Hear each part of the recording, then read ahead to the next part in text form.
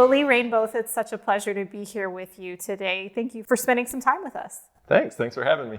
You are an artist, a curator, a very experienced arts administrator. You've had experiences in the Black Hills of South Dakota and with the Jack Mel Arts Center in Haiti, and now you're here in Fort Wayne. What brought you to Fort Wayne in the middle of a pandemic? Yeah, well, I came to Fort Wayne to get involved in the arts in this community. Honestly, I have, like you said, had a lot of experiences around the world. I've been very lucky to work with some very interesting, very unique groups of artists and communities around the world. Like you mentioned, in the Black Hills with some really great Indigenous artists out there. I spent a lot of time there working with artists in Haiti, multidisciplinary artists. And before I was in Haiti, I was working in West Africa, in Mali. And so I've worked with a lot of different communities and people, but leading up to coming to Fort Wayne, I guess I've always just been interested in how the arts can create community. And I think that Fort Wayne has a really unique way that the arts in this community work together and partner together to create a really unique kind of culture. So I've been connected with a lot of Fort Wayne artists for many years before I ever moved here. I moved fall of 2020. And so I've known about what has kind of been happening in the Fort Wayne art scene for years. And now I'm just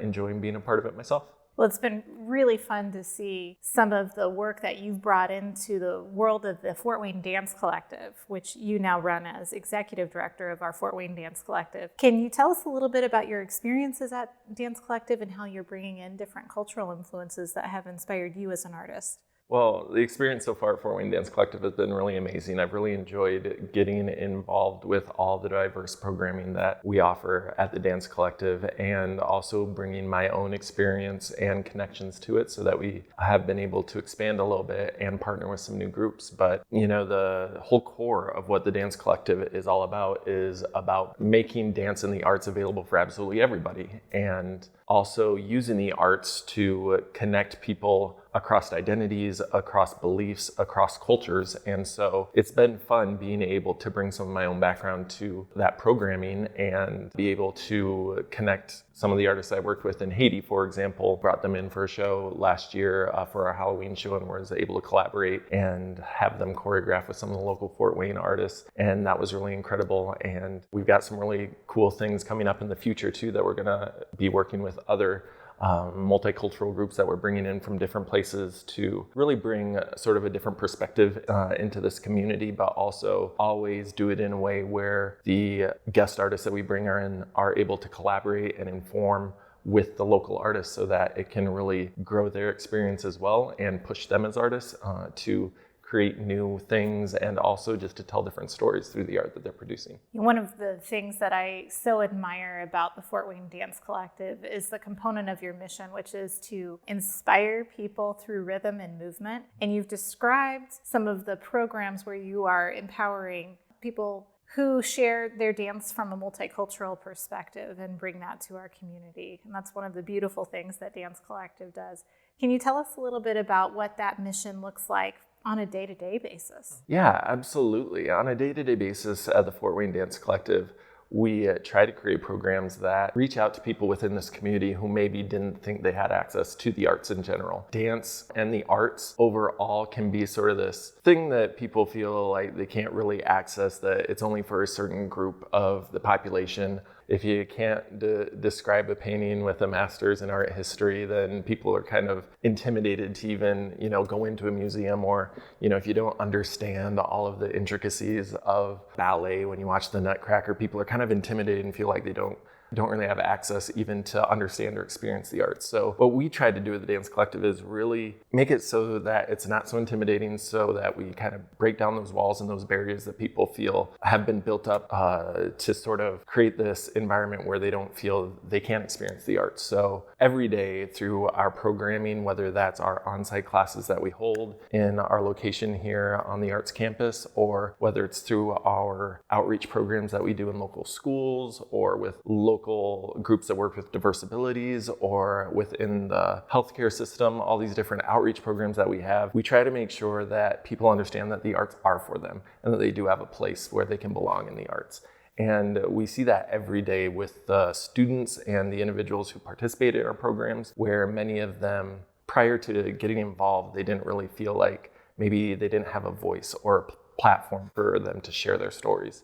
And through learning dance and the movement arts, they're able to really express themselves and really be empowered to understand who they are and then express who they are more to the people in their lives. And we see some really powerful outcomes, whether it's just in, like I said, in the classes that we have every day, or when someone decides to take that next step and choreograph for a public performance in front of hundreds of people or whatever it may be. Each day there are really beautiful small moments where we're able to have an impact like that. I love that term, impact. And I know that you see impact in the studio, which is located here on the Arts Campus in the Hall Community Arts Center. We share a building with the Fort Wayne Cinema Center. One of the things I think is so intriguing about Dance Collective is that Dance Collective is not only located here in the Arts Campus, but also in almost any kind of venue in the community, in schools, in hospitals, in libraries. How do you make that happen? What is the team that you work with that allows Dance Collective to be simultaneously in our cultural district, but also everywhere else in the community? A lot of people don't realize just how far we do reach into the community, because we do have those on-site classes at our studios, as you mentioned, on the Arts Campus in the Hall Center, but we have dozens of programs out in the community. And there are a lot of people within this community who maybe have a family member who took a dance class at school. They know that their family member learned dance, but they don't realize that it's actually the Dance Collective, because we send our artists out into the community to those locations to reach people where they are. Because again, sometimes people may be a little intimidated, or sometimes people just don't realize they have access to these opportunities. So we take them into the schools, we take them into the health centers, clinics, the hospitals, community centers, the YMCAs, Big Brothers, Big Sisters. We have tons of partners in this community. And the way that we do it is we work with a really talented group of artists, teaching artists, outreach artists, healing artists, who perform all these programs for us. We have roughly 60 artists that are local Fort Wayne individuals who go out into the community through our outreach programs and teach dance and movement and rhythm, or they, in our healing arts program, for instance, they go into the hospitals and work directly with patients to use the arts. That includes dance and music, but also visual art, writing, to actually get involved in the healing process with those individuals. And that is happening on a daily basis. We have all of these artists out in the community doing these programs. Whether you come to class in our studios or not, it's likely that there's someone that you know in this community who's involved in our programs in one way or another. And that impact is just enormous. And the army of people that surround Dance Collective and take your mission out into the community is just outstanding. And also, I know a logistical puzzle to make sure you've got people moving in the right direction. It takes a lot of planning. It takes excellent leadership. What's next? What's in store for the Dance Collective in the next few years? Well, definitely we want to continue to grow and continue to make those programs reach as many people as possible.